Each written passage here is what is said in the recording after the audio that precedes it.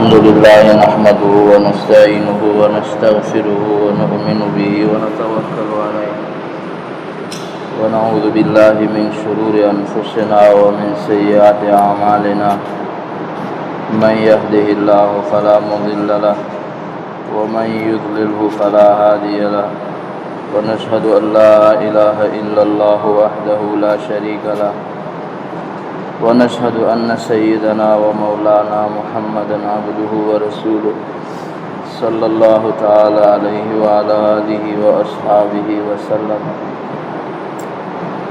أما بعد فقد قال رسول الله صلى الله عليه وسلم: لا يؤمن أحدكم حتى يكون هواه تبعا لما جئت به، أو كما قال صلى الله عليه وسلم. اللهم صل على سيدنا ومولانا محمد وعلى آل سيدنا ومولانا محمد وبارك وسلم عليه. هو الحبيب الذي ترجى شفاعته لكل هول من الأهوال مقتحم. یا رب صل وسلم دائما ابدا على حبیبک خیر الخلق کلہم. قطرے دانش کی بخشی دیجے پیش، متصل گرداں بدریاہائے خیش. اے خدا ان بندرا رسوا مکن، گربدم من سر من پیدا مکن. یا کریم العفو ستار العیوب، انتقام ازما مکش اندر جنوب. اے عظیم ازما گناہان عظیم، تو توانی عفو کردن در حری. حضور اکرم صلی اللہ علیہ وسلم نے ارشاد فرمایا: لا یؤمن احدکم، تم میں کوئی شخص اس وقت تک مومن نہیں ہو سکتا حتی یکون ہواہ تبعا لما جئت بہ، یہاں تک کہ اس کی خواہش تابع نہ ہو جائے اس دین اور شریعت کے جس کو میں لے کر آیا ہوں. یہ ایک مختصر سی حدیث ہے، مگر اس میں حضور صلی اللہ علیہ وسلم نے زندگی گزارنے کا اصول بیان فرمایا. زندگی تو حیوان کی بھی گزرتی ہے، جانور کی بھی گزرتی ہے، جو بھی ذی روح ہے اس کی زندگی گزر رہی ہے.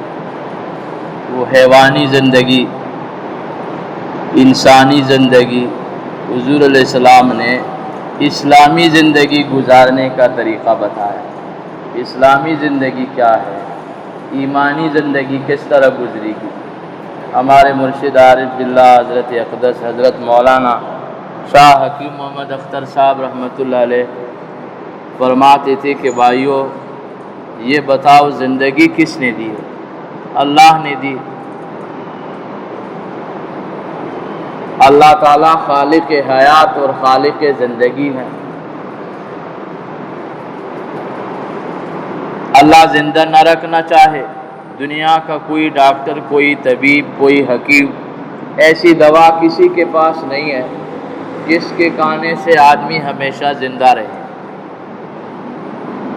دوا سے آدمی صحت تو حاصل کر لے گا، زندگی نہیں مل سکتی. زندگی خالق زندگی کے ہاتھ میں. الذی خلق الموت والحیات، اللہ خالق موت بھی ہے، اللہ خالق حیات بھی. تو حضرت فرماتے تھے کہ جب اللہ تعالیٰ خالق ہے حیات اور زندگی کے، تو پھر جس نے زندگی دی ہے، زندگی گزارنے کا طریقہ بتانا بھی اسی کا حق ہے کہ وہ بتا دے کس طرح زندگی گزارے. وہ خالق حیات ہے، اس کے بتائے ہوئے طریقے کے مطابق جو زندگی گزارے گا، اللہ اسے دنیا کا بھی سکون عطا فرمائیں گے، آخرت کی نعمتی بھی عطا فرمائیں گے. اور جیسی ہی خالق حیات کو ناراض کیا، زندگی دینے والے کو ناراض کیا، زندگی کی قدر نہیں کی اور زندگی وہاں خرچ کی جہاں زندگی دینے والا ناخوش ہوتا ہے، تو پھر چین نہیں مل سکتا، سکون نہیں مل سکتا، پھر پریشانیاں ہی پریشانیاں ہیں. اس لیے زندگی بڑی نعمت بھی ہے. مشہور حدیث ہے کہ آپ صلی اللہ علیہ وسلم نے فرمایا اغتنم خمسن قبل خمسن، 5 چیزوں کو، 5 نعمتوں کو، 5 تکلیفوں کے آنے سے پہلے غنیمت سمجھ لو، ان کی قدر کر۔ 5 نعمتیں اللہ کی عجیب ہے۔ فرمایا سب سے پہلے شباب کا قبل حرم، جوانی کو بڑھاپے سے پہلے غنیمت سمجھ۔ اس جوانی میں جو تم اللہ تعالیٰ کی دین پر عمل کر سکتے ہو، جو دین سیکھ سکتے ہو، جو دین پر چل سکتے ہو، بڑھاپے میں پھر وہ حال نہیں ہو۔ شباب کا قبل حرم۔ اب ہم دیکھیں ہماری جوانیاں کہاں خرچ ہو رہی۔ جوانی تو فلموں میں برباد ہو گئی، جوانی تو حرام محبتوں میں برباد ہو رہی، جوانی تو ہمارے گانوں میں برباد ہو رہی، جوانی تو زنا بدکاری میں برباد ہو رہی۔ ہمارے مرشد رحمت اللہ علیہ فرماتے تھے کسی خاکی پہ مت کر خاک اپنی زندگانی کو، کسی خاکی پہ، مٹی سے جتنے حسین، جتنے دنیا کی چیزیں ہیں سب مٹی سے بنی ہوئی، کسی خاکی پہ مت کر خاک اپنی زندگانی کو، جوانی کر فدا اس پر کی جس نے دی جوانی کو۔ جوانی اللہ نے دی ہے، تو جس اللہ نے جوانی دی ہے، جوانی اسی اللہ پر قربان کرنی چاہیے، اس کی مرضی کے مطابق گزارنی چاہیے۔ اللہ سب سے پہلے مجھے اور ہم سب کو توفیق عطا فرمائے۔ تو آپ صلی اللہ علیہ وسلم نے فرمایا شباب کا قبل حرم، جوانی کو بڑھاپے سے پہلے غنیمت سمجھ۔ حدیث پاک میں حضور صلی اللہ علیہ وسلم نے فرمایا 7 قسم کے لوگوں کو اللہ قیامت کے دن عرش کے سائے میں جگہ دیں گے۔ یوم لا ظل الا ظلہ، جس دن اللہ کے عرش کے سائے کے سوا کوئی سایہ ہی نہیں ہوگا۔ اس میں ایک فرمایا وشاب نشأ فی عبادت اللہ، وہ نوجوان جو جوانی کو اللہ کی بندگی میں گزارتا ہے، اللہ کا بندہ بن کے رہتا ہے، نفس کا بندہ نہیں، اپنے خواہش کا بندہ نہیں، معاشرے کا بندہ نہیں، حرام چیزوں کا بندہ نہیں، بندہ بنتا ہے اللہ کا، اللہ کا بندہ بن کے زندگی گزارتا ہے۔ فرمایا اس کو اللہ قیامت کے دن عرش کے سائے میں جگہ عطا فرمائے۔ دوسری بات فرمائی وصحتک قبل سقمک قبل مرضک، اپنے صحت کو بیماری سے پہلے غنیمت سمجھ۔ جو صحت اللہ تعالیٰ نے دی ہے اس کا خیال رکھو۔ اس صحت میں جو بندہ اللہ کے حکموں پر عمل کر سکتا ہے، بیماری میں کیسے ہو سکتا ہے؟ اسپتال کے مریضوں کو دیکھیں، ان کے دل میں بڑی حسرت ہے کہ ہم مسجد جائیں، ہم نماز پڑھیں، ہم تلاوت کریں، دل چاہتا ہے قرآن پاک ہاتھ میں اٹھا لیں، اٹھا نہیں سکتے، دل چاہتا ہے مسجد میں جائیں، نہیں جا سکتے، دل چاہتا ہے کھڑے ہو کر اللہ کے لیے قیام کریں، رکوع سجود کے ساتھ نماز پڑھیں، نہیں کر سکتے۔ بچوں کو منع کریں بھائی شور نہ کریں، بچے شور کر رہے ہیں۔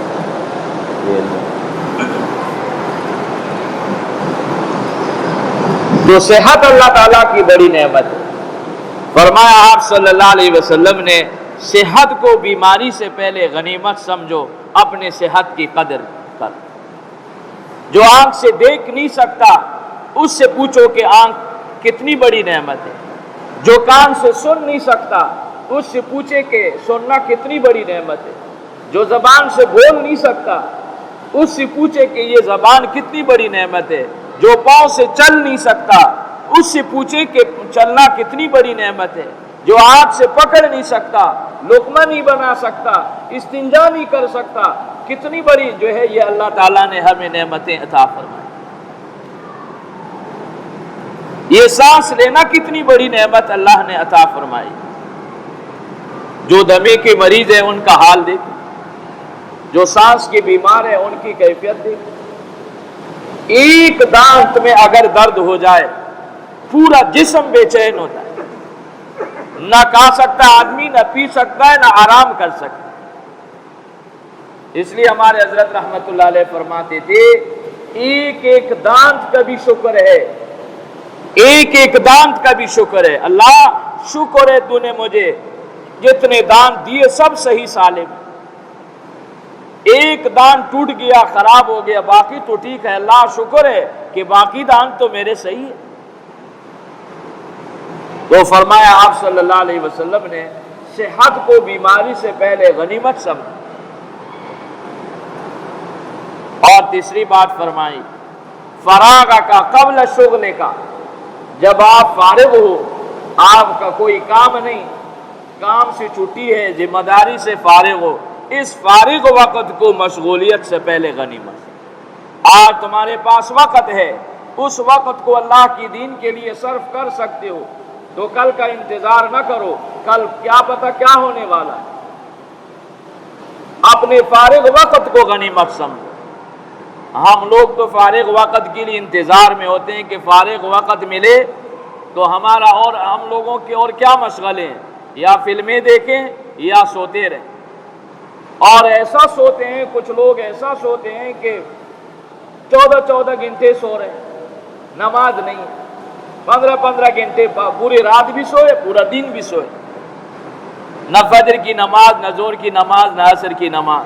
اٹھے تب جب پیٹ میں کچھ جو ہے بھوک محسوس ہوئی تو بس جو ہے اٹھ گئے اپنے پیٹ کے لیے۔ یہ جو فارغ وقت ہے اس کو اللہ کے دین کے لیے صرف کریں۔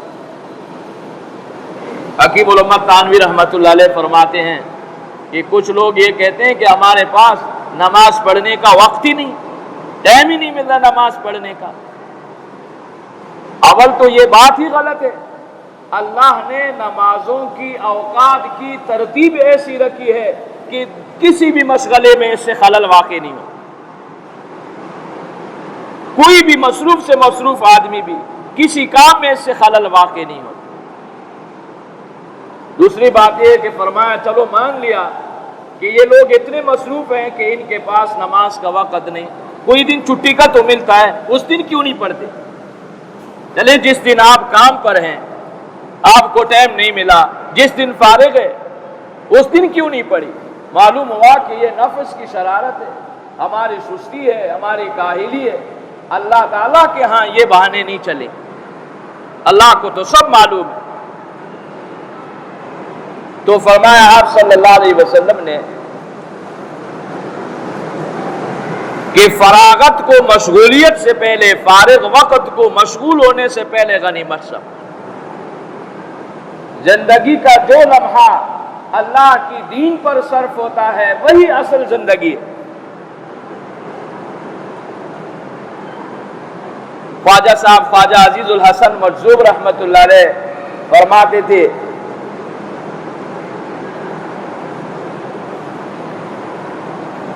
کہ اے اللہ ہم آپ کو خوش رکھیں، یہی زندگی ہے۔ آپ کے خوشی کے بغیر، آپ کے ناراضگی کے ساتھ جو زندگی ہے وہ زندگی نہیں، وہ موت ہے۔ اصل زندگی یہ ہے جو اللہ کے دین پر صرف۔ ایک آدمی نے ایک قبرستان میں دیکھا کتبوں پر مردوں کے نام اور عمری لکھی ہوئی، مگر وہ عمری لکھی ہوئی تھی ایسی جیسے لگ رہا تھا کہ یہ سارے اس قبرستان میں چھوٹے بچے ہیں۔ ان کو بہت حیرت ہوئی کہ قبرستان میں تو آخر جوان، بوڑھے، مرد، عورت سبھی ہوتے ہیں، اور ان کتبوں پر جو عمری لکھی ہے 8-10 سال سے زیادہ کسی کی عمر نہیں ہے، اس کی کیا وجہ ہو؟ ان کو الہام ہوا یا خواب دیکھا، بتایا گیا کہ اس قبرستان میں 70 سال کی بھی ہیں، 60 سال والی بھی ہے، 50 سال والی بھی، 40 سال والی بھی، 15 سال والی بھی۔ یہ موت جو ہے یہ صرف بوڑھوں کو نہیں، جوان کو بھی موت۔ کل ہم نے جنازہ پڑھا ظہر کی نماز کے بعد، جوان بچی 15-16 سال،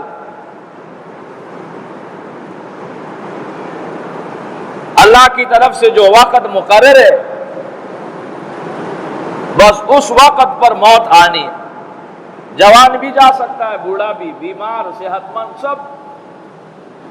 تو کہا کہ یہ جو عمری لکھی ہوئی ہے، کسی کا 8 سال، کسی کا 10 سال، یہ ان کی وہ عمر نہیں ہے جو انہوں نے دنیا میں گزاری، بلکہ یہ وہ عمر ہے جو انہوں نے دنیا میں اللہ کے لیے گزاری۔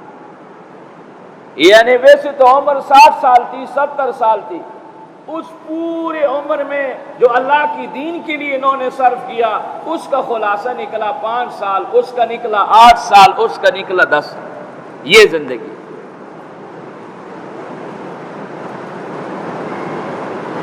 بابا جی تبلیغ میں گئے، واپس آئے، ایک دن کسی نے پوچھا نوجوان نے کہ بابا جی آپ کی عمر کیا ہوگی؟ بابا جی نے کہا کہ بیٹا میری عمر تو 4 مہینے۔ تو نوجوان نے کہا کہ 4 مہینے؟ آپ تو مذاق کر رہے ہیں۔ کہا نہیں، مذاق نہیں کر رہا ہوں، 4 مہینے میری عمر ہے۔ 4 مہینے آپ کی کیسے عمر ہے؟ ہمارے عمر کے تو آپ کے پوتے نواسے ہیں۔ کہنے لگے بیٹا عمر تو میری 70 سال ہے، لیکن 70 سال میں یہ جو 4 مہینے میں اللہ کی دین کے لیے نکلا، یہی میری زندگی ہے، باقی تو میں نے سب برباد کیا۔ ہمارے مرشد رحمت اللہ علیہ فرماتے تھے لمحات زندگی کے جو ان پر فدا ہوئے، شمس و قمر بھی سامنے ان کے گدا ہوئے۔ جو لمحے زندگی کے اللہ پر خرچ ہوتے ہیں وہ اتنے نورانی ہیں کہ سورج اور چاند کی روشنی بھی اس کے سامنے کچھ نہیں۔ علامہ خاقانی رحمت اللہ علیہ بہت بڑے بزرگ گزرے ہیں، فرماتے ہیں کہ پس 80 سال ایمانہ محقق شد بخاقانی، 30 سال کے تجربے سے فرماتے ہیں مجھے یہ بات معلوم ہو گئی کہ یکدم با خدا بودن بے از تخت سلیمانی، کہ ایک لمحہ اللہ تعالیٰ کے یاد میں گزارنا یہ سلیمان علیہ السلام کے تخت اور سلطنت سے بھی افضل۔ اس لیے فرمایا آپ صلی اللہ علیہ وسلم نے حیات کا قبل شغل، رات کو سوتے وقت ہم صبح سے جو اٹھے ہیں سونے کے وقت تک صرف 5 منٹ کے لیے ہم یہ مراقبہ کر لیں کہ آج کا جو دن میں نے گزارا اس میں اللہ کے لیے کتنا میں نے وقت دیا اور اپنے کاموں کے لیے کتنا وقت صرف۔ یقین کر لے مجھ سمیت ہم میں اکثریت ایسی ہوگی کہ جن کا زیادہ وقت اپنے کاموں کے لیے جو اللہ کے دین کے لیے ہے وہ بہت تھوڑا ہوگا۔ اللہ ہم سب کو فکر عطا فرمائے کہ زندگی گزر رہی ہے، ہو رہی ہے عمر مثل برف کم، رفتہ رفتہ چپ کے دم بدم۔ جیسے برف پگھلتا ہے ویسے زندگی گزر رہی ہے۔ برف کو اگر پانی میں ڈالا، شربت میں ڈالا تو کارآمد ہے، ورنہ دھوپ میں پگھل جائے گا۔ زندگی بھی اسی طرح پتہ ہی نہیں چلے گا، زندگی گزر جائے گی۔ تو آپ صلی اللہ علیہ وسلم نے فرمایا کہ فراغت کو مشغولیت سے پہلے غنیمت سمجھو، وغنا کا قبل فقر کا، مالداری کو فقیر ہونے سے پہلے، محتاج ہونے سے پہلے غنیمت سمجھو۔ اللہ تعالیٰ نے اگر 4 پیسے دیے ہیں تو اس کے خرچ کرنے میں احتیاط رکھو۔ یہ اسراف، یہ خاندان کی رسومات، یہ شادی کی رسمیں، یہ خوشی غمی کی رسمیں، یہ ختنی کی رسم، یہ منگنی کی رسم، یہ فلاں دعوت کی رسم، یہ فلاں رسم، ان رسموں سے اللہ ناراض ہو جاتے ہیں۔ ہم میں سے اکثر لوگ یہ سمجھتے ہیں کہ رسم کرنا کوئی گناہ کی بات نہیں ہے۔ ارے بھائی رسم بھی گناہ ہے، خاندان کے رسموں پر چلنا وہ بڑا گناہ ہے، اس لیے کہ وہ گناہ ہے اور اس کو ہم گناہ ہی نہیں سمجھ رہے۔ اللہ معاف فرمائے۔ اور رسموں میں مال صرف ہو رہا ہے، مال خرچ ہو رہا ہے۔ اگر کہا جائے تو کہتے ہیں بھائی اللہ نے بہت دیا ہے، کوئی ایسی بات نہیں۔ اللہ نے بہت دیا ہے تو جو اللہ نے دیا ہے اللہ کی مرضی کے مطابق ہم خرچ کریں گے۔ اللہ دے سکتا ہے تو لے بھی سکتا ہے۔ تو فرمایا آپ صلی اللہ علیہ وسلم نے غنا کو فقر سے پہلے غنیمت سمجھو، اور ایک جملہ فرمایا وَحَيَاتَكَ قَبْلَ مَوْتِكَ، زندگی کو مرنے سے پہلے غنیمت سے۔ مرنے کے وقت اگر کوئی شخص ملک الموت سے کہے مجھے چند سیکنڈ دے دو کہ میں صرف اتنا کہوں کہ اے اللہ توبہ، اتنا وقت مجھے دے دو کہ اللہ میری توبہ ہے مجھے معاف کر دے، نہیں ملے گا۔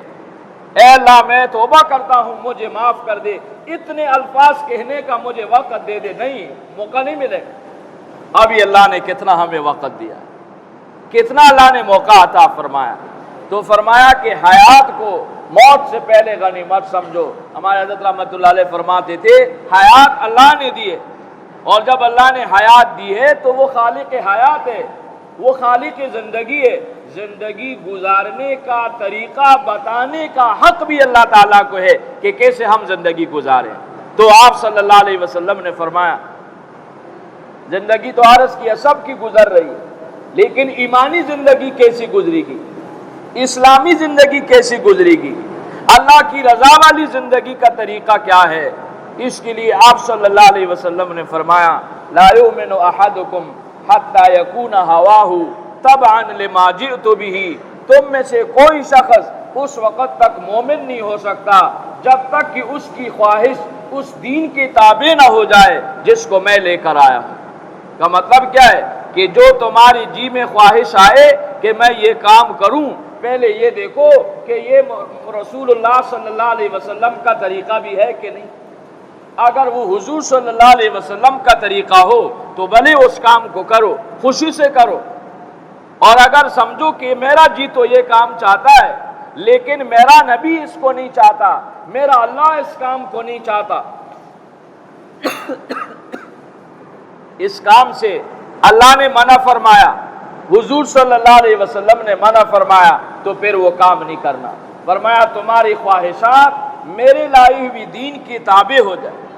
آج ہماری خواہش، ہم اپنے خواہش کے تابع ہیں، اللہ تعالیٰ معاف فرمائے۔ آپ صلی اللہ علیہ وسلم نے فرمایا کہ ہلاک کرنے والی چیزوں میں ایک وہ خواہش بھی ہے جس کی پیروی کی جائے۔ جب بھی کوئی جی میں خیال آیا، یہ نہیں دیکھا کہ جائز ہے کہ ناجائز ہے، یہ نہیں دیکھا حلال ہے کہ حرام ہے، یہ نہیں دیکھا کہ صحیح ہے کہ غلط ہے، فوراً اس کو کر لیا۔ یہ تباہی کا راستہ ہے، یہ نقصان کا راستہ ہے، یہ ہلاکت کا راستہ ہے۔ نجات کا راستہ محمد الرسول اللہ صلی اللہ علیہ وسلم کی پیروی۔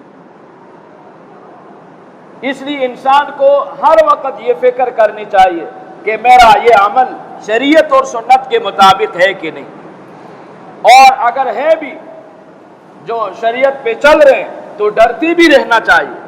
حضرت ام سلمہ رضی اللہ تعالیٰ عنہا سے کسی نے پوچھا کہ حضور صلی اللہ علیہ وسلم جب آپ کے گھر میں تشریف لاتے تو آپ کا کیا عمل ہوتا تھا؟ فرمایا کہ جب حضور اکرم صلی اللہ علیہ وسلم میرے گھر میں تشریف لاتے تو اکثر آپ صلی اللہ علیہ وسلم کی زبان پر یہ الفاظ ہوتے تھے یا مقلب القلوب ثبت قلبی علی دینک، یا مقلب القلوب ثبت قلبی علی دینک، اے دلوں کے بدلنے والے، اے دلوں کے بدلنے والے، میرے دل کو اپنی دین پر قائم رکھیے۔ صحابی نے پوچھا حضور علیہ الصلوۃ والسلام سے کہ یا رسول اللہ آپ کے لیے تو کوئی خطرہ نہیں کہ حضور علیہ الصلوۃ والسلام کا دل بدل جائے معاذ اللہ؟ یہ ہم ہی سکھانے کے لیے فرمایا کہ تقویٰ کے جس مقام پر بھی آدمی پہنچے، دین کے جس مقام پر بھی پہنچے، عمل کے جس مقام پر بھی آدمی پہنچے، پھر بھی ڈرتے رہنا چاہیے، دل کسی وقت بھی بدل سکتا ہے۔ آپ صلی اللہ علیہ وسلم نے فرمایا ان القلوب بین اصبعین من اصابع الرحمن، انسانوں کے دل اللہ کے قدرت کے انگلیوں کے درمیان ہے، اللہ تعالیٰ کے ہاتھ میں ہے، اللہ کی قدرت میں ہے انسانوں کے دل، یقلبها کیف یشاء، اللہ ان دلوں کو بدل دیتے ہیں جیسے اللہ چاہتا ہے۔ اس دل میں کبھی نیکی کا جذبہ، دل چاہتا ہے اللہ کے سامنے ہاتھ اٹھاؤں، دعا مانگوں، کبھی اچانک جو ہے یہی ہاتھ جو اللہ کے لیے اٹھ رہے تھے، یہی ہاتھ کسی کو مارنے کے لیے اٹھ رہے ہیں، یہی ہاتھ ظلم کے لیے اٹھ رہے ہیں، یہی ہاتھ جو ہے ناجائز کام کے لیے اٹھ رہے ہیں، لمحوں میں بدل گئے۔ اس لیے فرمایا اللہ تعالیٰ سے مانگتے رہو، یا مقلب القلوب ثبت قلبی علی دینک، اے دلوں کے بدلنے والے میرے دل کو اپنے دین پر ثابت رکھیے کہ میرا دل بدل نہ جائے اور دین سے ہٹ نہ جائے۔ دل کی تباہی اسی میں ہے کہ خدا ناخواستہ اس دل میں غلط خیالات آنے لگے۔ علماء نے عجیب بات لکھی، آخری بات کر رہا ہوں، فرمایا کہ پہلے امتوں میں ان کی نافرمانی اور گناہوں کی نحوست کی وجہ سے عذاب آئے، ایسے عذاب کہ ان کی شکلیں مسخ ہو گئی، ایسے عذاب کے زلزلے آ گئے، اور ایسا زلزلہ بھی آیا ہے ایک قوم پر جس میں 6 لاکھ کی آبادی اس طرح ہلاک ہو گئی۔ ایسا زلزلہ کسی نے سنا ہی نہیں ہوگا جس کو قرآن پاک نے بیان کیا کہ پورے 6 لاکھ کی بستیوں کو جبریل علیہ السلام نے اللہ کے حکم سے اپنے پر کی کنارے پر اٹھایا، بالکل زمین کو، پوری بستیوں کو اٹھایا، آسمانوں کے قریب لے جا کر وہاں سے الٹ دیا۔ قرآن پاک کہتا ہے فَجَعَلْنَا عَالِيَهَا سَافِلَهَا، فَجَعَلْنَا عَالِيَهَا سَافِلَهَا، جو اوپر والے تھے، جو اونچے تھے، ہم نے ان کو نیچے کر دیا، بالکل بستیوں کو، 6 لاکھ کے بستیوں کو الٹ دیا۔ آپ بتائیں کوئی بچ گیا ہوگا؟ نہیں۔ کتابوں میں آج تک لکھا ہے کہ ان کی انسان تو انسان تھے، حیوانات کی چیخ و پکار بھی آسمان والوں نے سنی۔ اللہ کا ایسا قہر نازل ہوا، اللہ کا ایسا غضب نازل ہوا۔ حضور علیہ السلام نے بارش کے موقع پر، سخت اور تند ہواؤں کے موقع پر ایک دعا یہ بھی سکھائی ہے کہ اللہ سے اس موقع پر یہ دعا مانگا کرو، اللہم لا تقتلنا بغضبک، اے اللہ اپنے غضب سے ہمیں قتل نہ کرنا، ولا تہلکنا بعذابک، اے اللہ اپنے عذاب سے ہمیں ہلاک نہ کرنا، وعافنا قبل ذالک، اللہ عذاب آنے سے پہلے پہلے ہمارے ساتھ عافیت کا معاملہ فرما۔ اللہ تعالیٰ سے توبہ، اللہ سے رونا۔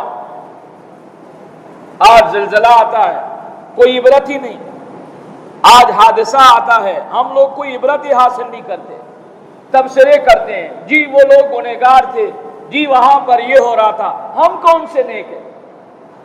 ہمارے کون سے ایسے اعمال ہیں؟ ہمیں اپنا رونا ہے، یا اللہ معاف کر دے، یا اللہ میں توبہ کرتا ہوں، آج کے بعد سب فلموں سے توبہ ہے، سب گانوں سے توبہ ہے، زنا بدکاری سے توبہ ہے، شراب سے توبہ ہے، حرام سے توبہ ہے، سود کے مال سے توبہ ہے، رشوت سے توبہ ہے، بے نمازی بننے سے توبہ ہے، اے اللہ مجھے معاف کر دے، آج کے بعد میں توبہ کرتے ہوئے انسان اخلاص سے یہ الفاظ زبان سے نکالتا ہے، اللہ اپنے ولیوں کے فہرست میں اس کا نام لکھ دے۔ کتنا بڑا مقام ہے یہ توبہ۔